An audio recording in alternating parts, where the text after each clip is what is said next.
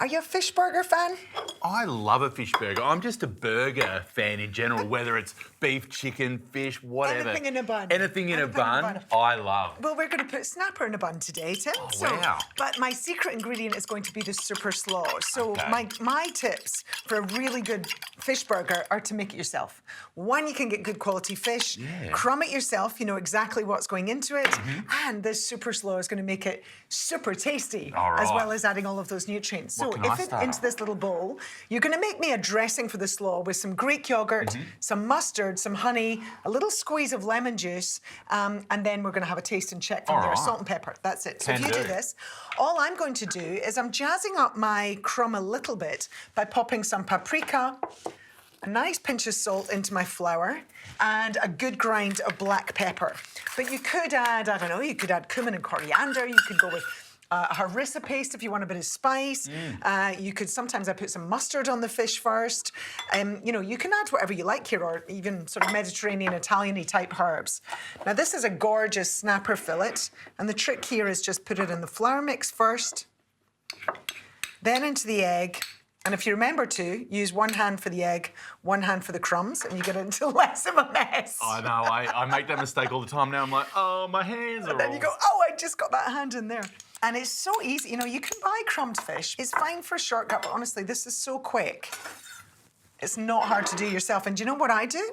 Is I make my own breadcrumbs when I've always got leftover bread. So then there's the leftover parts, and that's what I use to make my breadcrumbs, whisk them up in the food processor, then just lay them out on a baking tray into a low oven for about half an hour, and then you get them nice and crispy like this, and they last forever. No food waste. No. And I love the idea how you've flavoured up that flour a little bit. It just adds a bit more flavour. I mean, just getting a bit more creative, and I love it. Hopefully, I've got exactly the amount of crumb that I need here. Oh. So that looks beautiful. What I'd like you to do now is just give it a good mix, a good pinch of salt, and plenty of black pepper. All right, have a little taste. And then we're going to grate an apple. You can see my ingredients for the slaw here. I've got lots of greens. It's finely shredded. That's your trick with the slaw.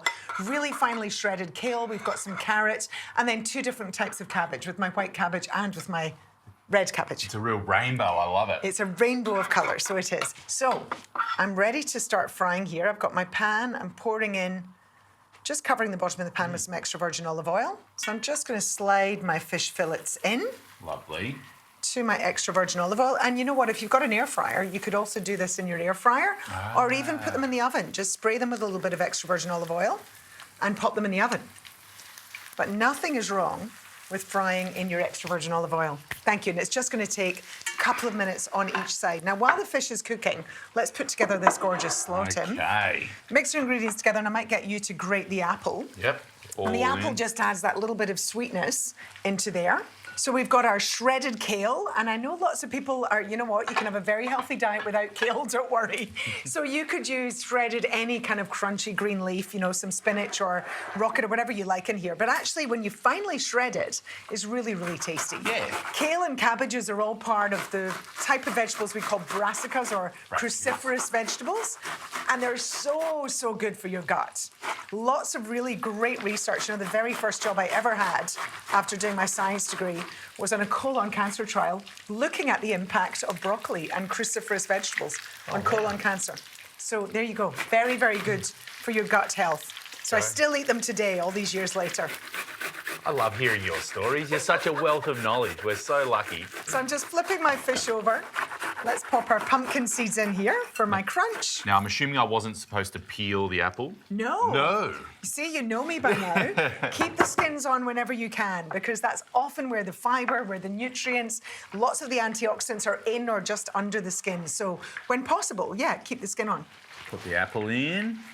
Lovely. Okay, last thing I'll get you to do, Tim, is just to slice that avocado for me. Oh, great. So in goes our lovely yoghurt mustard dressing. Okay.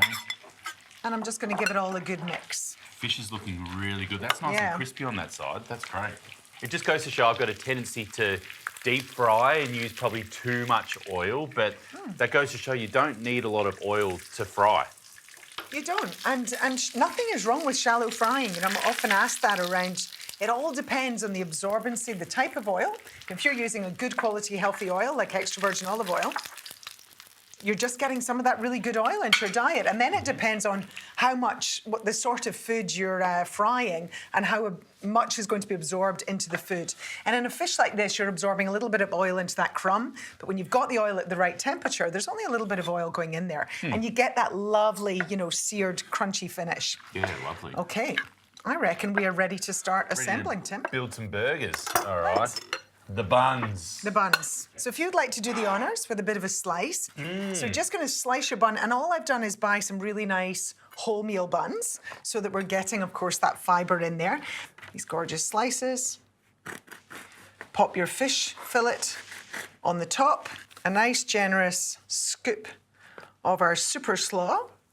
And how quick was this?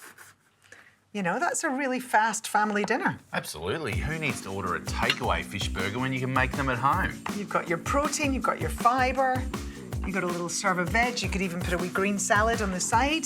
And, Tim, I've used snapper, but you could use any sort of firm white fish, flathead would be lovely, but you could even use salmon. Salmon burger? Yeah, why not? Why not? And it all goes really well with this. This is quite a robust kind of slaw, so that would go with any of those kind of fish types. Well, that one's for us to taste. Oh, you beauty. Do you want me to slice it in half? I do. All right, let's do it. Straight down the middle. Oh, have a look at that. It looks great on the inside. You've got that gorgeously cooked fish, that rainbow slaw, the avocado. I might add some cheese, but... To fish? Oh, I would have cheese if it was chicken or meat. Cheese on everything. But... Each to their own. I've got no objection nutritionally. You want to add cheese, go for it. Wrap your laughing gear around this. So there you go. Really easy way of getting tasty protein. You'll get the kids eating some of those super veggies. Really, really tasty dressing. It's all using healthy fats, including that avocado. That fish is beautiful. That slaw is amazing. That is a phenomenal fish burger. Yep.